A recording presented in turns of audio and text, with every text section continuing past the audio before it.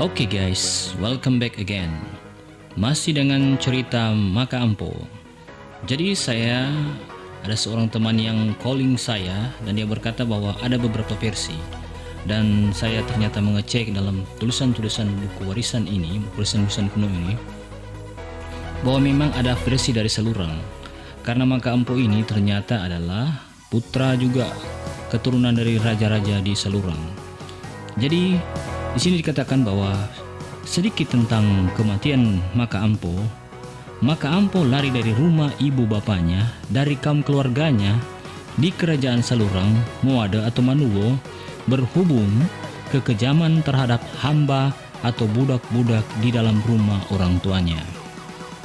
Jadi ternyata Maka Ampo ini memiliki sifat yang kejam sehingga meningkatkan sampai menyembelih seorang hamba bernama Sarumpito. Jadi pada waktu zaman kerajaan dulu pasti raja-raja itu atau datu-datu itu memiliki hamba. Dan di sini hamba tersebut bernama Sarumpito disembelih oleh si Maka Ampo. Darahnya dimasukkan ke dalam bulu bambu saguer atau tuak, dibawa kepada pamannya Raja Salurang, lantas dia lari ke utara, menjadikan rupa-rupa kejahatan. Maksudnya dikatakan di sini bahwa Maka Ampo ini banyak melakukan hal-hal yang kejam sampai dia tiba di kerajaan Limu yang bersifat dengan kerajaan Salurang, yaitu Tanjung Wadulahe, sebagai sifat perang di Rimpuraing. Akhirnya kawin dengan dua putri anak Raja Mamata Nusa yang bernama Timbang Sehiwu dan Sompo Sehiwu. Jadi versi ini lebih mengarah kepada silsilah. Jadi bukan diceritakan oleh orang lain tapi oleh pihak-pihak pewaris. Jadi dikatakan di sini selanjutnya Maka Ampo jadi raja di Rimpuraing, menggantikan bapa mantunya. Tetapi walaupun demikian, Maka Ampo tidak segan-segan mengadakan kekejaman, terlebih pun di bahagian Sanghe Barat. Dengan hal ini demikian maka telah menimbulkan banyak musuh yang menaruh dendam terhadap Maka Ampo karena permusuhan antara kerajaan-kerajaan zaman dahulu. Jadi dikisahkan juga, ini versi dari penutur sejarah dari Manuwo atau Salurang. Dan kalau yang sebelumnya kita mendengar penutur sejarah dari Tamako, bahwa ternyata benar dari kisah sini juga dikatakan bahwa Maka Ampo pun melakukan banyak kekejaman di wilayah Tamako. Sehingga orang-orang Tamako waktu itu, di mana Tamako dalam kekuasaan kerajaan Xiao, mereka melapor ke kerajaan Xiao untuk memohon bantuan untuk menyerang si Maka Ampo ini, karena mereka mungkin sudah tidak tahan dengan kekejamannya. Maka orang-orang di Tamako meminta bantuan kepada Hengking Naung, yaitu panglima perang kerajaan. Dan akhirnya Hengking Naung datang dan singgah di Tamako dan menjenguk juga seorang pahlawan Tamako yang bernama Ambara. Mereka terus berperahu menuju ke tempat kediaman Maka Ampo di Bukit Batu. Pada waktu mereka sampai, maka kebetulan, jadi versi ini memang mirip ya. Kebetulan Maka Ampo sementara menjala ikan dengan seorang temannya, budak kecil yang membawa pedang senjata sakti dari Maka Ampo. Jadi ternyata memang dalam versi ini juga dikatakan bahwa orang-orang Tamako ini melapor ke kerajaan Xiao, meminta bantuan agar supaya ada orang pasukan yang diutus, dan si Hengking Naung akhirnya datang dan dia mampir ke Tamako dengan Ambara dan beberapa orang lainnya. Mereka mencari Maka Ampo untuk melawan dia karena memang sudah banyak laporan bahwa Maka Ampo ini termasuk orang yang kejam pada waktu itu. Nah, mereka akhirnya mereka berdua dan beberapa orang bawahan mereka itu, jadi bukan cuma dua orang ya dalam versi ini, bukan hanya Ambara dan Hengking Naung, tapi ada beberapa juga hamba yang dibawa mereka karena mereka ini kan pasukan kerajaan. Dan mereka menemui Maka Ampo sedang menjala ikan dengan seorang budak kecil, yang dalam versi ini juga dikatakan bahwa dia menaruh dendam kepada Maka Ampo karena yaitu adalah salah seorang dari anaknya yang dibunuh dan dijadikan makanan dari ikan. Jadi dikatakan di sini bahwa pada saat mereka datang, Maka Ampo ini mengambil gare dan mengangkatnya menunjukkan kepada mereka berdua, sehingga Ambara dan Hengking Naung ini takut. Jadi mereka tidak mendekat karena mereka takut. Tetapi dikatakan di sini, budak yang menyembunyikan senjata dari Maka Ampo terus lari kepada Hengking Naung Dan jadi ini saya membacakan dari bahasa tulisan aslinya. Dan menyerahkan senjatanya itu memberitahukan bahwa hampiri saja sang maka ampuh, sebab sudah tidak ada senjatanya lagi, dan di tangannya itu hanya seekor ikan gare. Jadi inilah pengkhianatan yang dilakukan oleh sang budak juga maka ampuh karena memang dendam. Mereka tahu, dan di sini dikatakan bahwa setelah Heng Keng Naung dan Ambara tahu bahwa maka ampuh ini tidak memiliki senjata, akhirnya ya di sini dikatakan bahwa budak ini menyembunyikan pedang tersebut dan membawanya, menyerahkannya kepada Heng Keng Naung.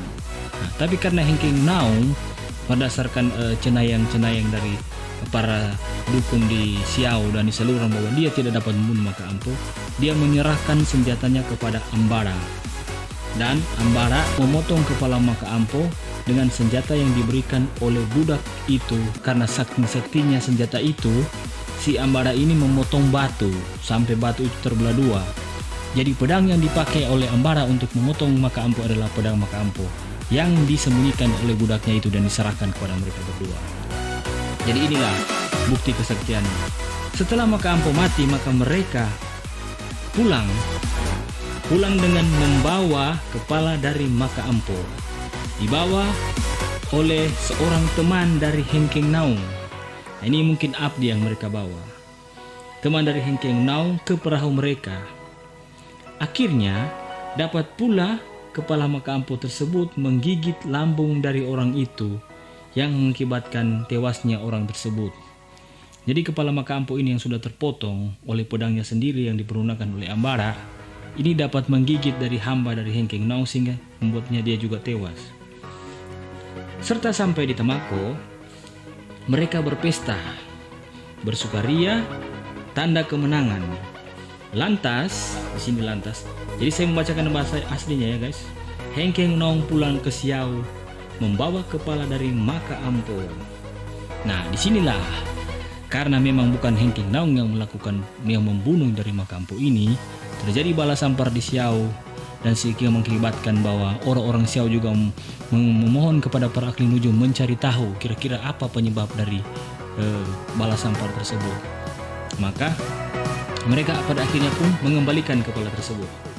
Di sini dikatakan bahwa adapun, dengarkan guys, adapun paman dari Timbang Sehiwu, yaitu istri maka ampuh bernama Kumara. Nah, di sini dalam versi sebelumnya tidak dikatakan. Jadi saya ulangi lagi. Adapun paman dari Timbang Sehiwu, istri maka ampuh bernama Kumara. Kumara ini dia berasal dari wilayah Tabukan Tengah. Pergi dengan kawan-kawannya ke Siau dengan maksud untuk mengambil kepala dari maka ampuh kembali ke Salurang. Jadi ada seorang pemberani juga dari Kuma yang masuk dalam kerajaan Tabukan. Dia pergi ke Siau untuk mau mengambil kepala dari maka ampuh. Serta mereka sampai di Siau, ternyata bahwa kepala maka ampuh, mereka bertanya-tanya kepada Raja Siau waktu itu, Raja Punto Wisang. Mereka ini mungkin ceritanya ingin mengalau ya saudara-saudara. Mengalau artinya memberontak. Tapi Raja Punto Wisang mengatakan bahwa kepala itu sudah dikembalikan mereka menuju ke Tamako. Sehingga Kumara dan kawan-kawannya pun artinya menuju ke Tamako. Jadi guys, orang-orang zaman dulu jika mereka punya suatu hajatan atau niat, mereka akan mengucapkan kata-kata sastra. Jadi ini bukan mantra guys, ini adalah kata-kata sastra. Kalau dalam Alkitabiah kita bisa menyebutnya dengan kata-kata Mazmur. Di saat Daud berperang dengan Goliat, dia mengucapkan kata-kata Mazmur. Orang-orang Sangihe dulu pun tidak mengenal yang disebut dengan mantra. Apapun yang disebut dengan doti segala macam itu talibagu, itu bukanlah warisan nenek moyang orang Sangihe. Sekali lagi saya tegaskan bahwa orang Sangihe menurut literatur kuno tidak mengenal doti dan talibagu. Orang Sangihe itu mengenal dengan kata-kata sastra dan doa-doa yang diucapkan dengan kata sasambo atau kakombaida atau tatenggang luhung. Jadi leluhur kita memang punya versi yang berbeda. Nah, dari mana orang-orang Sangihe belajar hal-hal yang jahat ini? Itulah orang-orang Sangihe yang merantau dan mungkin mereka mempelajari sesuatu yang berbeda di tempat yang lain seperti roti, ilu atau talibagu, sehingga mereka datang dan mereka mulai mempraktekkan hal tersebut. Tapi leluhur kita tidak mengenal hal tersebut. Leluhur kita mengenal doa dengan kata-kata sastra. Dan itu terbukti dari warisan-warisan leluhur. Tidak ada kata-kata jahat atau warisan-warisan jahat yang seperti kita kenal sekarang ini. Jadi saya menghimbau kepada seluruh kita orang Sangya, marilah kita bersifat yang positif. Kita kembali kepada sifat-sifat leluhur kita, sifat-sifat mulia di mana orang-orangnya penuh dengan muatan doa. Mau kawin pun harus ada prosesi-prosesi peminangan, prosesi ini. Dan kita akan bahas pada edisi yang berikutnya bagaimana orang Sangya itu melakukan peminangan sampai mereka kawin. Oke, kiranya untuk versi yang berikut ini, yang kedua ini adalah versi asli dari versi Salurang, dan ini dapat lebih memantapkan kita bahwa sesungguhnya kita punya warisan-warisan yang unik untuk dipelajari. Ada juga sejarah tentang Raja Katian Dago yang waktu itu menyelamatkan putri-putri dari kerajaan Xiao yang ditawan di Mindanao. Nah, itu adalah salah satu kisah heroik yang sangat juga membanggakan bagi kita sebagai orang Sangya. Okay guys, see you next time and don't forget to subscribe. Abe keyword subscribe. Thank you. Terima kasih.